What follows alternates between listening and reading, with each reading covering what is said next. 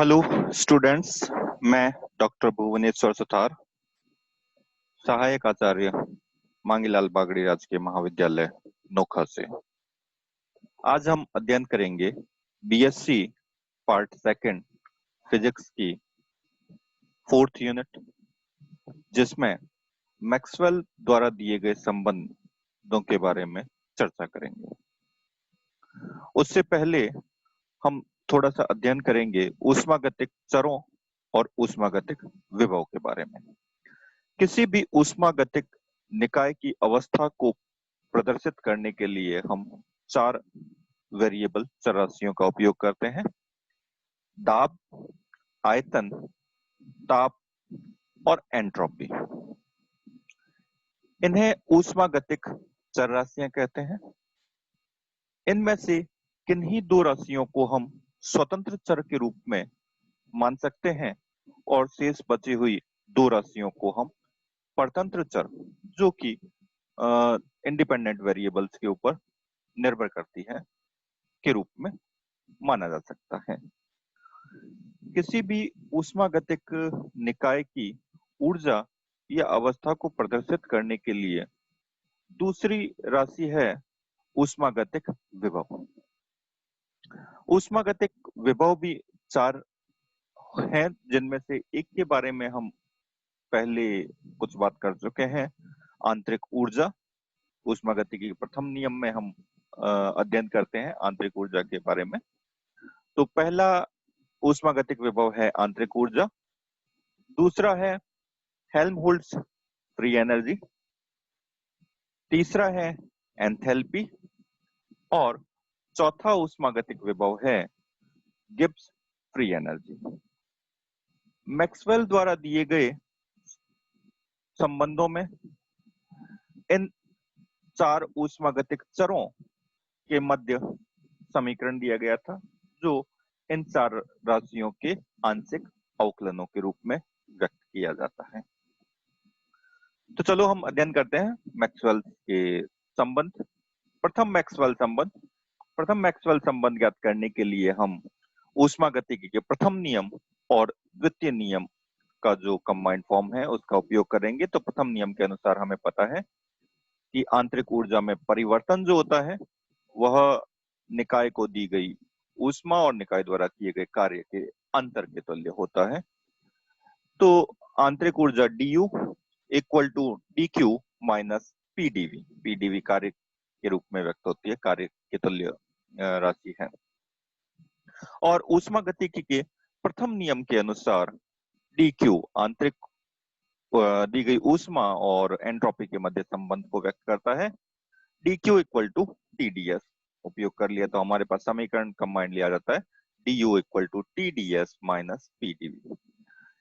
इस समीकरण से हम यह आसानी से ज्ञात कर सकते हैं कि आंतरिक ऊर्जा जो है वह एंट्रोपी और आयतन के फलन के रूप में व्यक्त की जा सकती है।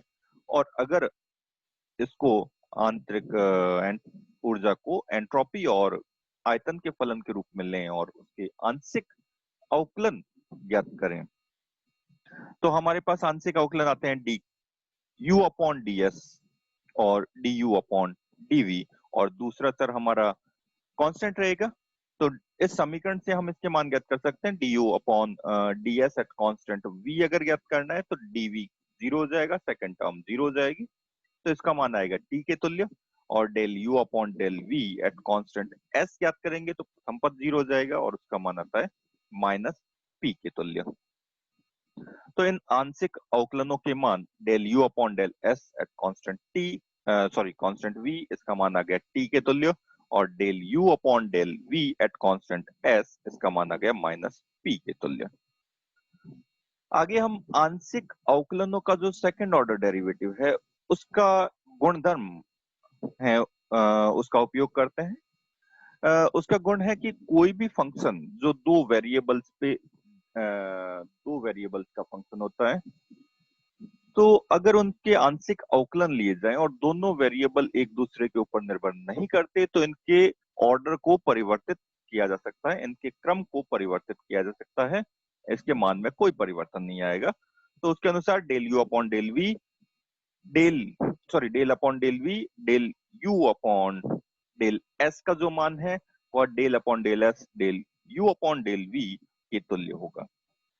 यहाँ पर हमने आंतरिक ऊर्जा सॉरी एंट्रोपी और आयतन के जो आंशिक अवकलन है इनके क्रम को परिवर्तित किया है। ब्रैकेट में जो ये क्वांटिटी आ रही है del U upon del S, इसका मान हम पहले ज्ञात कर चुके हैं, और del U upon del V at constant S, इसका मान भी हम ज्ञात कर चुके हैं। इनका यदि उपयोग कर लिया जाए तो हमारे पास समीकरण आता है del T upon del V at constant S का मान आएगा minus del P upon del S at constant V के तुल्य। तो इस प्रकार यह प्रथम समीकरण आया, प्रथम रिलेशन आया है मैक्सवेल रिलेशन। द्वितीय मैक्सवेल रिलेशन ज्ञात करने के लिए हम हेल्महोल्ट्ज फ्री एनर्जी का उपयोग करते हैं, जिसका मान होता है F equal to U minus T S. F में स्मॉल चेंज को या F में सूक्ष्म परिवर्तन का मान ज्ञात करने के लिए हम इस समीकरण का क्या करते हैं, अवकलन करेंगे।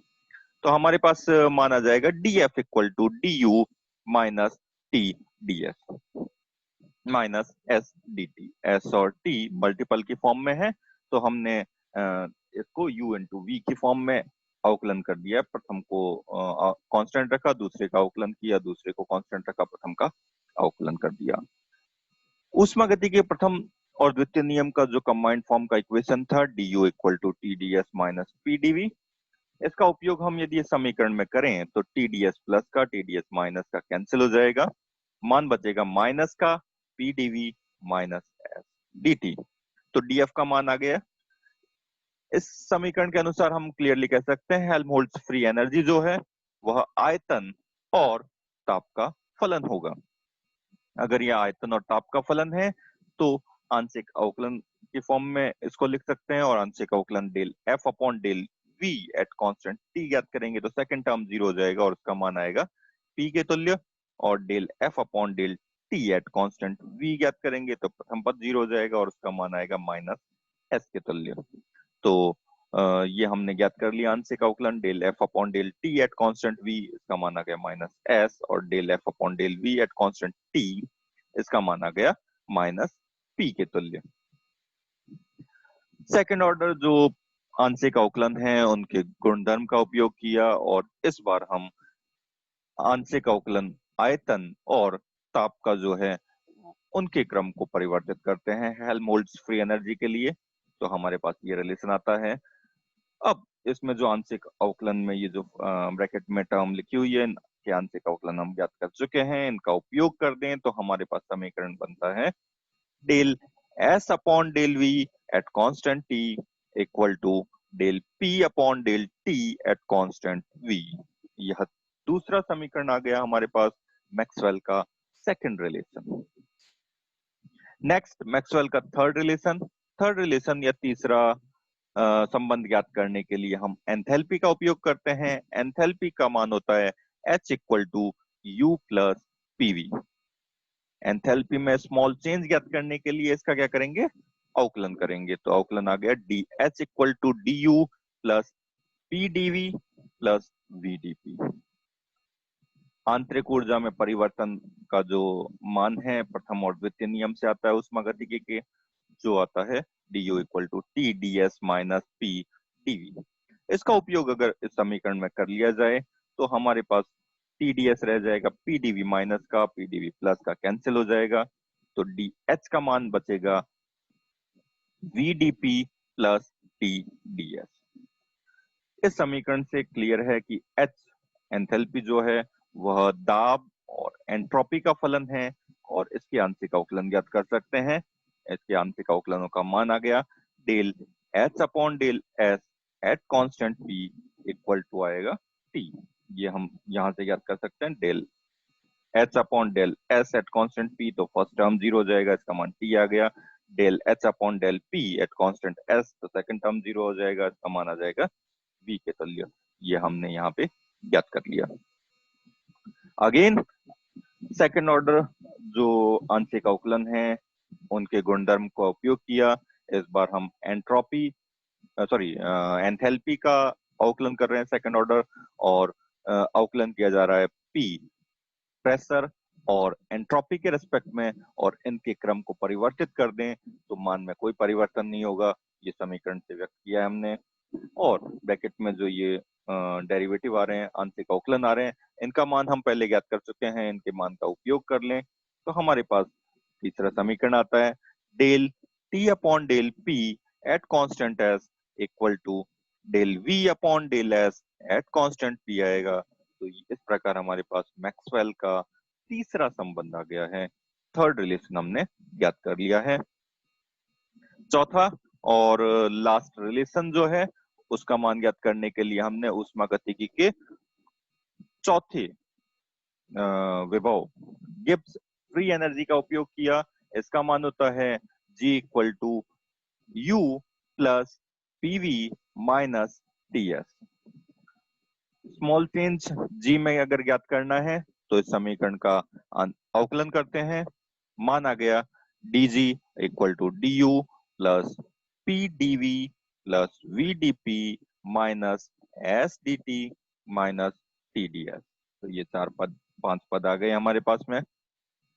ऊष्मागतिकी के प्रथम और द्वितीय नियम को कंबाइंडली लिखें तो हमारे पास समीकरण आता है du equal to tds minus pdv। इसका उपयोग अगर इस समीकरण में कर लें तो हमारे पास dg का मान आ जाएगा TDS प्लस का TDS माइनस का कैंसिल हो जाएगा, PDV माइनस का PDV प्लस का कैंसिल हो जाएगा। टर्म बचेगी केवल VDP माइनस SDT। इस समीकरण से हम क्लियरली पता चल गया कि G जो है, गिब्स फ्री एनर्जी जो है, दाब और ताप का फलन है। अगर यह दाब और ताप का फलन है तो इसके आंशिक अवकलन ज्ञात कर सकते हैं। Del G upon del P at constant T करेंगे तो सेकंड टर्म 0 हो जाएगा, उसका मान V के तुल्य आ गया जो हमने यहाँ पे लिखा हुआ है। और del G upon del T at constant P करेंगे तो फर्स्ट टर्म 0 आ जाएगा, उसका मान S माइनस S के तुल्य होगा। ये हमने यहाँ पे लिखा हुआ है।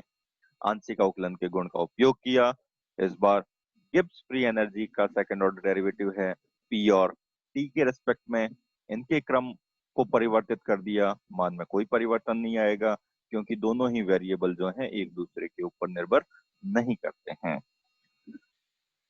और पार्शियल ऑर्डर डेरिवेटिव जो हमने पहले ज्ञात किए हैं, इनके मान का उपयोग कर लें तो हमारे पास समीकरण आती है del S upon del P at constant T equal to minus का del V upon del T at constant P। ये हमारे पास चौथा समीकरण आ गया, चौथा रिलेशन आ गया। मैक्सवेल द्वारा दिए गए चारों संबंध हमने ज्ञात कर लिए। ये चारों संबंध ऊष्मागतिक चरों के आंशिक अवकलन के रूप में व्यक्त किया गया है। हमने प्रारंभ में जैसे कहा था कि हम ऊष्मागतिक चरों में से किन्हीं भी दो चरों को हम स्वतंत्र चर और बचे हुए दो चरों को हम परतंत्र चर के रूप में मान सकते हैं। इन चरों में से किसी भी ऊष्मागतिक निकाय के लिए ताप, दाब और आयतन का मान आसानी से ज्ञात किया जा सकता है, परंतु एंट्रोपी का मान आसानी से ज्ञात करना संभव नहीं है। परंतु मैक्सवेल के इन संबंध की सहायता से अगर हमारे पास कोई भी दो वेरिएबल नॉन है, कोई भी दो वेरिएबल का मान ज्ञात है, तो हम बचे हुए दो वेरिएबल का मान ज्ञात कर सकते हैं। तो यह बहुत ही महत्वपूर्ण टॉपिक है और इनके एप्लीकेशंस भी हैं। क्या एप्लीकेशंस हमारे सिलेबस में हैं, ये हम पढ़ेंगे नेक्स्ट लेक्चर में। थैंक यू, धन्यवाद।